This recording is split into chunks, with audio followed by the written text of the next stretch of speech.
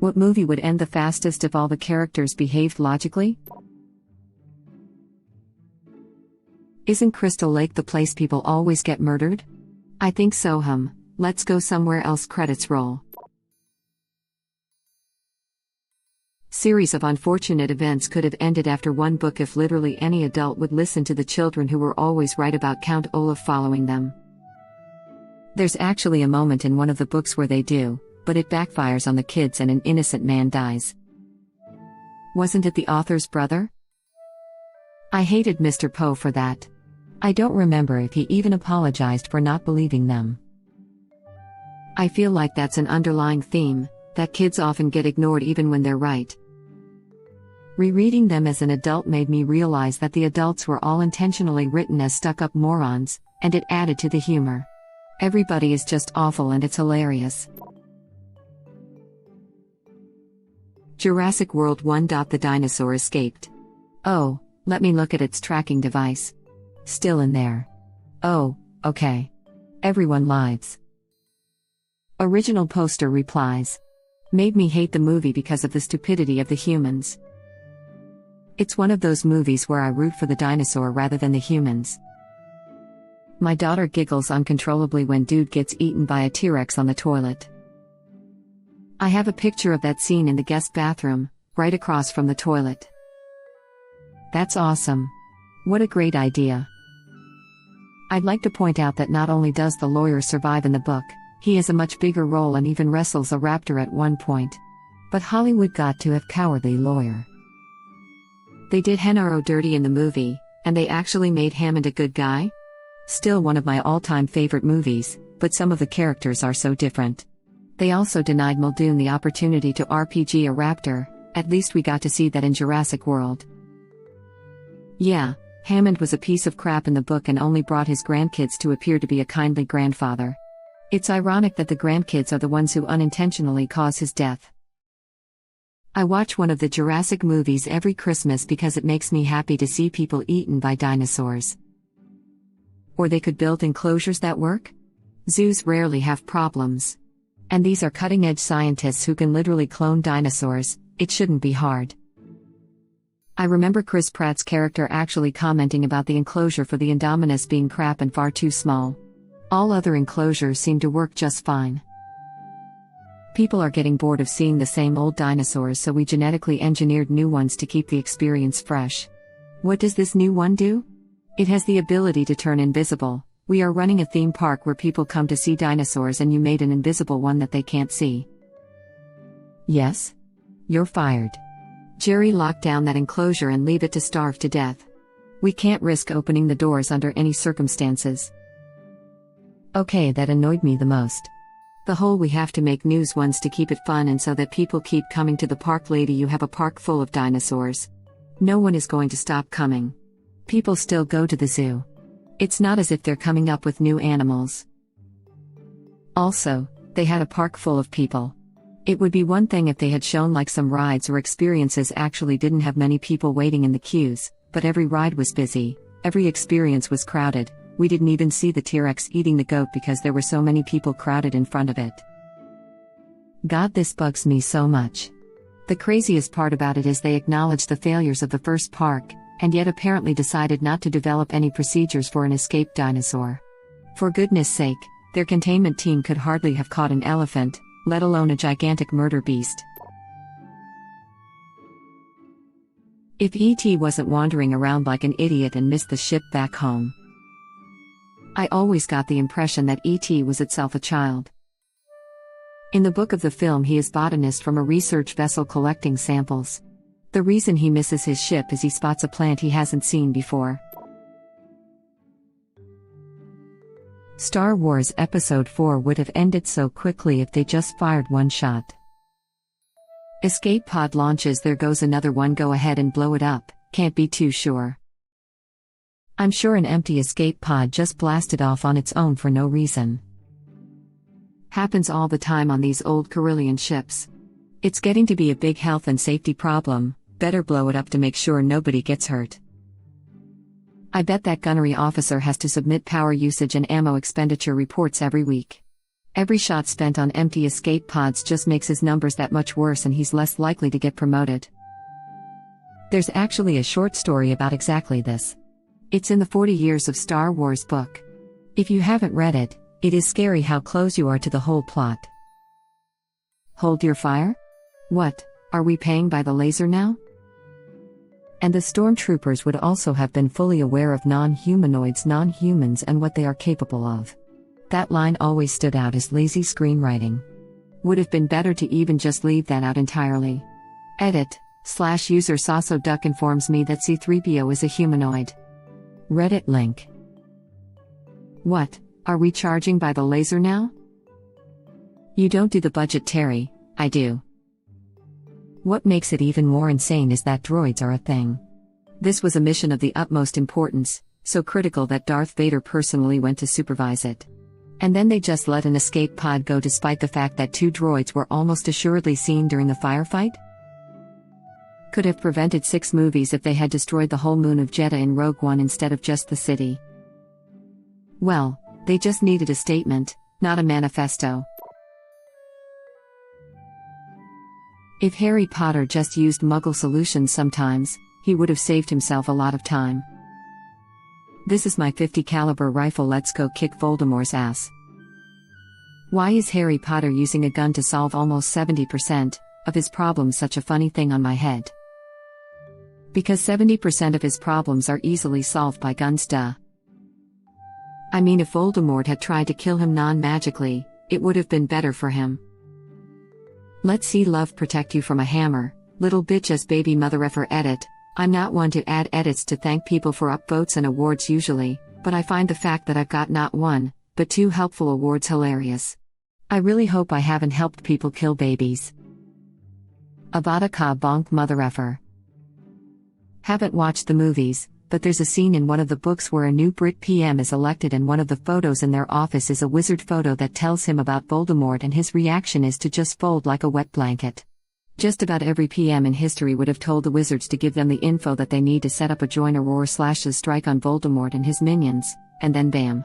No more Voldemort problem. The PMs are probably instructed to just gather information while letting the wizards believe they are in control. In reality, I suppose a lot of them are being monitored. The Church and the Crown probably remember the time before the wizards went into hiding, and it is easy for a Prime Minister to order the Secret Service to gather information on wizards. Without fear of being taken for a fool. PM, we will make an exercise, let's pretend I just met my Minister of Magic. MI6, nice introduction of the subject, sir. How is old Fudge doing? A simple analysis of the school records permits to detect the Muggle-born pupils going to Hogwarts, while it is not that hard to notice platform 9 3/4 and take pictures of all people approaching it. The men in black probably have a lot of work hiding the aliens from the Aurors reacting to the wrong disturbances. It however makes sense not to intervene because the Death Eaters are an enemy that is hidden. It is not easy to find them even if you have the addresses of all wizards, which is why the Ministry cannot crush them. A sniper could shot wizards effectively if they are taken by surprise. But most fight-trained wizards are able to summon powerful shields. I suppose that the Church managed to make its own magic without being detected by the wizards and could help, but it is best to avoid bringing the attention of the wizarding community on it. The wizards self-manage quite well most of the time. They keep a lot of magical creatures under control. The Fast and the Furious, he's a cop, I know the end. Just a reminder that the big heist of the first movie was stealing a truck full of DVD players. Just a reminder that the big heist of the first movie was stealing a truck full of DVD players. The motherlode of all hauls. Let's split up. No. Okay. I love how Cabin in the Woods played with this. Okay, we stay together, go room by room, and try to fortify everything. Sound of hissing gas. Wait, no, let's split up. The way Cabin in the Woods jokes with horror cliches is hilarious. On the creepy massager, the characters meet by making everyone laugh about his warnings. On the character finding a book with some creepy Latin in it and reading it anyway. And then there's something written in Latin here. Okay, I don't think we should read the Latin. Ominous voice, read it out aloud. What the F? On characters deciding to go wander alone, ominous voice, go for a walk. What do you want? You think I'm a puppet, huh? I'm the boss of my own brain, give it up. I'm going to go for a walk. And it's all uncovered by the guy who smokes weed laughing my butt off. Wasn't it because he'd smoked so much weed that he had a crazy tolerance for drugs and so the gas they used didn't affect him? Yep, also playing with the stoner dies first horror cliché. Cabin in the Woods was such an amazing love/hate letter to horror. Beautifully meta while not sacrificing entertainment. Definitely, on my top list, I recommend it at every opportunity. It starts up as a rather average cliché, but takes such a hard turn. The finale is literal madness. A guy at work was asking for suggestions for streaming one weekend. I suggested Cabin in the Woods. He said, I don't like horror movies. I told him, then you'll love it. He loved it. Mamma mia. Just get a DNA test. Turns out, I'm 100% at risk for early onset Alzheimer's. Turns out, I'm 100%. Kong Skull Island. When they saw that 100-foot ape, they should have turned back. Or maybe don't drop effing bombs on unknown land to track it. Also, if they didn't, maybe Kong would have seen them as good humans and it would have saved some precious time. I think later in the movie John Goodman says he used bombs because wanted to get the ape out in the open and mad so he could prove it was real and convince the army to kill it. Of course, why any of the other scientists went along with that is the real plot hole. Probably not the fastest, but Home Alone deserves an honorable mention. I like how the police completely don't take the call for a missing child seriously.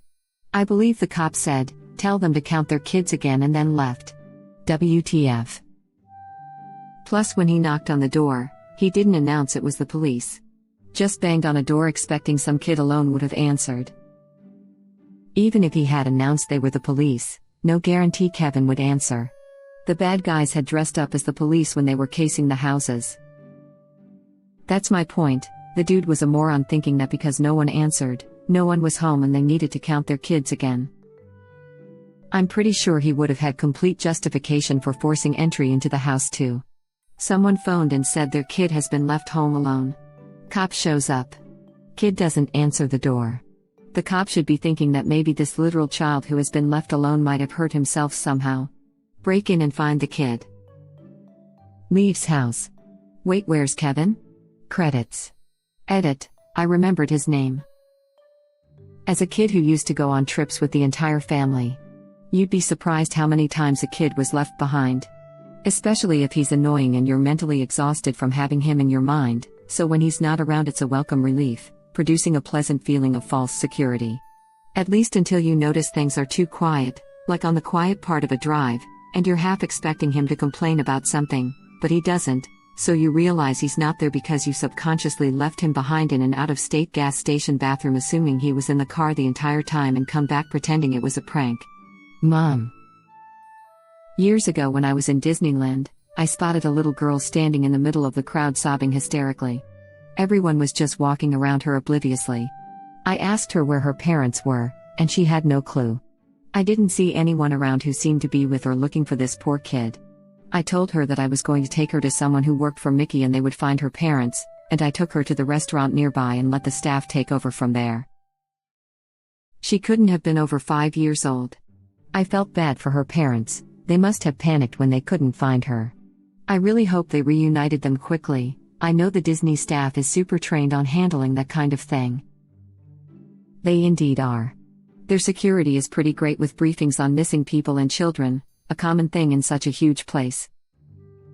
Kevin wasn't actually an annoying kid, his family was just being really mean to him. His brother eating his pizza is a perfect example.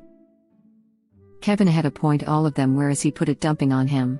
He's just a little kid so he didn't handle it well because he has house full of people gaining up on him.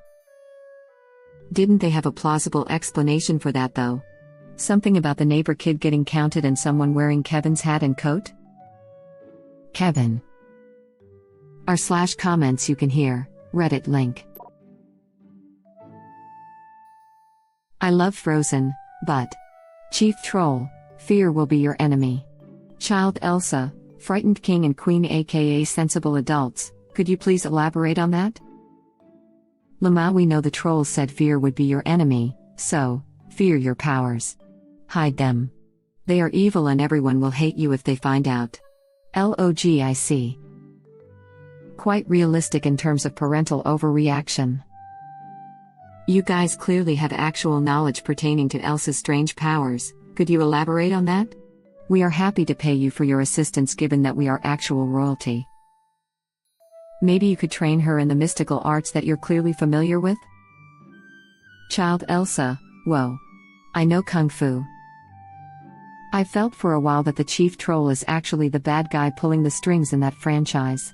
The king and chief knew about each other before the first story began. The chief only interacts with the two heirs of Arendelle.